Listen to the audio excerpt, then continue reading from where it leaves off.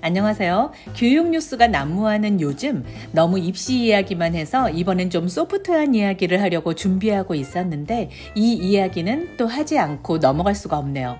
대학 입학할 때 학과의 칸막이를 없애고 1학년부터 전과가 가능하게 되었다는 기사들 보셨나요? 오늘은 그 이야기와 함께 우리가 지금까지 생각하고 있었던 것 중에 조금 방향을 틀어야 하는 것은 무엇인지 한번 생각해보는 시간을 가져볼까 합니다. 그럼 시작할게요. 지난 6월 28일 교육부가 고등교육법 시행령 개정을 발표했습니다. 이 개정안은 8월 8일까지 입법 예고를 거쳐서 연말쯤 국무회의에 상정될 예정이고 내년부터 시행이 된다고 하고요. 가장 관심이 갔던 내용은 기존 개정안에 있던 대학에는 학과 또는 학부를 두는 것을 원칙으로 한다라는 조항을 폐지했다는 겁니다. 대학에서 학과, 학부 단위로 운영하도록 했던 규정을 폐지하는 내용인데요. 지난 1952년에 교육법 시행령이 마련된 후 71년 만에 학과, 학부 칸막이가 사라지는 거라고 합니다. 그러니까 중년이 된 저도 평생 학과나 학부를 정하지 않고 대학 입학하는 걸 본 적이 없는 거죠. 생소한데요. 학과 간 장벽이 사라지면 2025년에 대학에 입학하는 신입생들부터 무전공 입학을 하는 경우가 많아질 겁니다. 그러면 앞으로 대학에 입학할 때 학과, 학부를 선택할 필요가 없다는 의미가 되죠. 어떤 점 때문에 이렇게 변화시키는 것인지 궁금한데요. 어떤 장점이 있을까도 궁금하고요. 우선 정확히 어떻게 한다는 것인지부터 살펴보겠습니다. 예를 들어 지금은 생명공학과나 사회학과 등 학과로 신입생을 뽑는 경우와 자율전공학부나 경영학부 등 학부 단위로 신입생을 뽑고 있잖아요. 그런데 앞으로는 학과나 학부 없이 어느 대학교 1학년으로 학생들을 선발할 수 있다는 얘기입니다. 일단 무전공으로 대학에 입학한 뒤에 나에게 맞는 수업을 들으면서 나만의 전공을 만들 수도 있고 더 다양한 전공을 융합해서 선택할 수 있게 되는 거죠. 그리고 또 달라지는 건 전과 부분인데요. 현재까지는 전공과를 바꾸는 전과를 2학년부터 허용하고 있는데 이제 1학년도 할 수 있게 했습니다. 또 각 대학은 전과를 신청하는 그 해에 새로 생긴 신설학과로는 전과를 제한해 왔었는데 교육부는 이 부분도 전과가 가능하도록 허용하기로 했고요. 예를 들어서 국어국문학과 2학년 재학생도 신설된 융합언어학과 1학년으로 전과를 할 수 있다는 겁니다. 다만 기존 학과로의 전과를 제한하는 것은 대학별 학칙에 따라 유지된다고 하는데요. 의대나 공대 등의 인기 학과로 쏠림 현상이 생길 것을 방지하기 위해서겠죠. 이렇게 하면 복수 전공을 하는 것보다 과목 선택의 폭이 훨씬 넓어진 건데요. 물론 현재도 그렇게 하고 있는 대학들이 없는 건 아닙니다. 이화여대와 서울대, 성균관대와 카이스트, 그리고 한동대 등 5개 대학이 그런데요. 이 대학들은 현재도 학과가 아닌 단과대나 학부 단위로 신입생을 우선 뽑고 2학년 때 학과를 선택하도록 하고 있죠. 그렇지만 이 학교들도 학부나 단과대라는 최소한의 틀은 유지하고 있는 상태입니다. 그런데 교육부는 이번 시행령 개정을 통해서 그 최소한의 틀마저 없애고 대학의 운영 방식을 좀 더 유연하게 만들겠다는 겁니다. 지금은 동아시아 역사를 전공할 경우에 역사 관련 강의 위주로 수업을 듣지만 앞으로는 전공 구분이 없어지면서 동아시아 역사 공부에 필요한 일본어나 한문, 그리고 경제학이나 정치학 등을 선택해서 이수할 수 있게 되는 거죠. 지금까지는 지지부진했던 전공 간 공동 연구나 융합 수업이 확대될 거라는 이야기도 있고요. 우리 아이들이 새롭게 경험하게 될 고교 학점제에서는 고등학교 단계에서부터 자기 진로를 명확히 하길 요청했었는데요. 이번 학과 칸막이 해소 정책이 그런 고교 학점제나 새로 개편되는 대입제도에 어떤 영향을 미칠지 궁금해집니다. 일부 대학에서는 자율전공과 융합학부를 늘릴 것으로 쉽게 예상이 되는데요.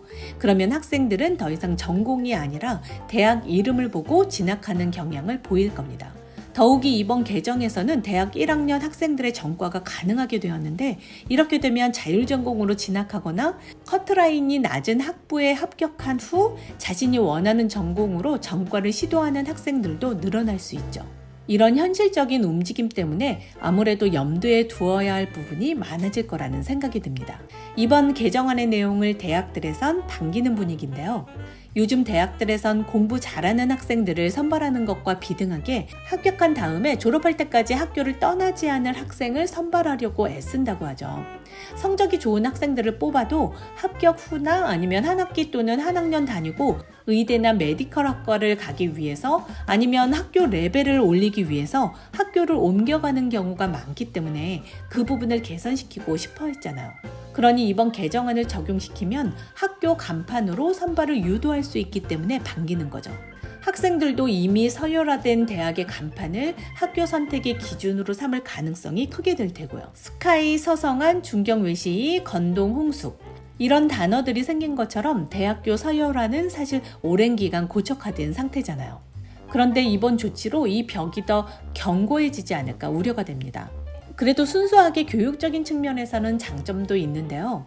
대학에 들어가 공부를 하면서 적성에 맞는 하고 싶은 전공을 자유롭게 선택할 수 있는 기회가 열릴 수 있다는 장점이요. 그리고 대학교에서는 우수한 학생들을 선발하기 위해서 학교 브랜드를 공고히 하거나 격상시키려는 노력을 하기 위해 많은 투자를 할 테고 새로운 프로그램도 개발할 것이고 그렇게 되면 전반적인 대학의 교육 분위기도 좋아질 겁니다. 이런 과정에서 경쟁력 없는 대학은 자연스럽게 없어지거나 통폐합되는 수순을 밟을 테고요. 자, 그럼 이제 개편되는 2028 대입제도의 영향권에 있는 우리 아이들은 이 변화를 어떻게 해석하는 것이 좋을까요? 지극히 개인적인 저의 생각을 잠깐 말씀드릴게요. 지금껏 다른 영상들에서는 고교 학점제를 대비해서 늦어도 중3 때까지는 미리 진로를 구체적으로 정하는 것이 좋다고 했었잖아요. 그런데 대학 입학 시에 학과를 정할 필요가 없어졌으니까 그 부분은 이제 좀 느슨해져도 된다는 생각입니다. 당연히 영재고나 의대를 희망하고 있다면 이른 결정을 해서 공부하는 것이 좋겠고 구체적인 진로를 정해놓은 상태에서 고등학교 생활을 시작하면 세특 관리에도 당연히 도움이 되긴 하겠죠. 그렇지만 절대적인 것은 아니라는 겁니다. 이제는요. 고등학교 때 진로가 바뀐다거나 해도 크게 문제가 되지 않을 거라는 거죠. 그러니까 진로 탐색에 힘을 쏟기보다는 그 시간에 유일한 상대평가인 고등학교 1학년 공통과목 내신 공부에 더 집중하는 것이 현실적인 선택 같습니다. 제도적인 변화들이 많다 보니까 자연스럽게 대학들도 변화가 있을 테고 그렇게 유기적으로 변하는 교육 현장이나 입시 체제 속에서 아이들도 우리 부모들도 생각해야 할 부분이 많아질 것 같고 입시 전략도 상당히 복잡해질 것 같다는 생각이 듭니다. 그 흐름이 어디로 어떻게 흘러가고 있는지 정신 바짝 차리고 봐야겠어요. 이번 개정안에서는 또 다른 내용도 담고 있는데요. 그 부분도 간단히 살펴볼까요? 의대 등 수업 연한을 선택 운영한다는 내용과 온라인 학위 과정을 확대한다는 내용, 그리고 학교 밖 수업의 폭을 넓히겠다는 내용입니다. 첫 번째로 의대 체제를 유연하게 바꾼다는 건데요. 지금까지 의대는 총 6년 과정으로 예과 2년, 본과 4년으로 이루어져 있잖아요. 그 과정을 앞으로는 6년짜리 단일학제로 바꾼다는 겁니다. 그동안 예과 2년은 교양 수업 위주로 되어 있어서 비교적 여유가 있었는데 그래서 이제 의대 학생들 사이에선 예과 때 열심히 놀아야 한다는 말도 한다고 하죠. 그도 그럴 것이 본과 4년 동안엔 너무 많은 전공 공부와 실습이 몰려 있어서 조절이 필요하다는 목소리가 있었다고 하네요. 그래서 이번 조치가 상대적으로 여유 있는 예과 기간을 효율적으로 사용할 수 있도록 규제를 풀어준 거라 볼 수 있습니다. 통합 6년 안에서 각 의대가 자유롭게 학제를 구성할 수 있도록 말이죠. 영국 옥스퍼드대는 임상전 3년과 임상 3년, 그리고 독일 미넨대는 임상전 2년, 임상 3년, 인턴십 1년으로 의대를 운영하면서 점점 현장 실습 비중을 늘리는 추세라고 합니다. 그 흐름에 따르는 조치라고도 볼 수 있고요.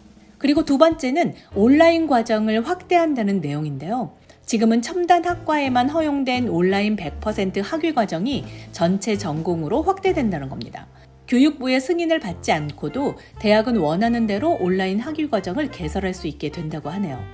이것이 의미하는 건 학생들이 학교에 굳이 가지 않고도 온라인 수업만으로 학위를 딸 수 있다는 겁니다.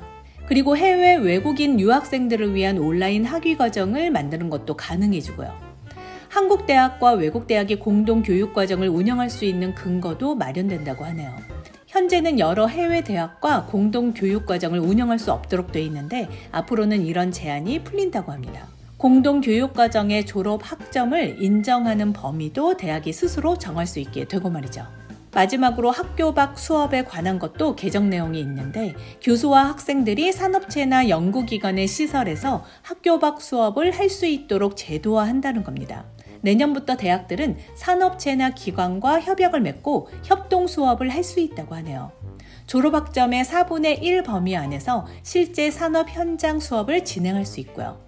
예를 들어 고려대 컴퓨터학과와 삼성전자가 협약을 맺고 여름 학기 동안 9학점 수업을 개설해서 삼성전자 반도체 연구소에서 수업을 할 수 있게 되는 거죠. 이렇게 고등교육법 시행령 일부 개정 내용을 살펴봤습니다. 대학들은 대체로 이번 조치에 대해서 인재 양성을 위한 자율권을 부여받았다고 환영하고 있는데요.